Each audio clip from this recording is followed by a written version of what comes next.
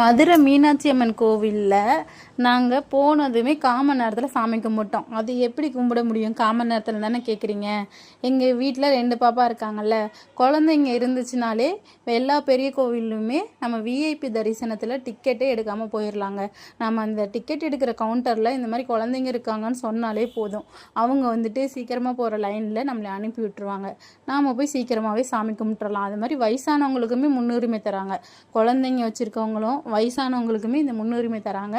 நீங்கள் கண்டிப்பாக இந்த மாதிரி பெரிய பெரிய கோவிலில் போனீங்கன்னா, வயசானவங்க கூட வந்தாங்கன்னா, குழந்தை வச்சுருந்தாங்கன்னா, நீங்கள் இதை சொன்னீங்கனாலே உங்களை சீக்கிரமாக சாமி பார்க்க விட்டுடுவாங்க. கண்டிப்பாக இந்த வாய்ப்பை பயன்படுத்திங்க. உங்கள் ஃப்ரெண்டுங்களுக்கும் ஷேர் பண்ணுங்கள்.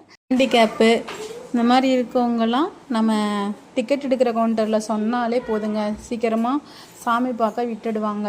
என்னென்ன கோவில்னால் பழனி, திருப்பரங்குன்றம், திருச்செந்தூர், அங்கே போன நிறைய பெரிய கோவில்லாம் இந்த ஆப்ஷன் இருக்குது. நீங்கள் கண்டிப்பாக போகிறப்ப யூஸ் பண்ணிக்கோங்க. உங்கள் ஃப்ரெண்டுங்களுக்கும் ஷேர் பண்ணுங்கள். தேங்க்ஸ் ஃபார் வாட்சிங்.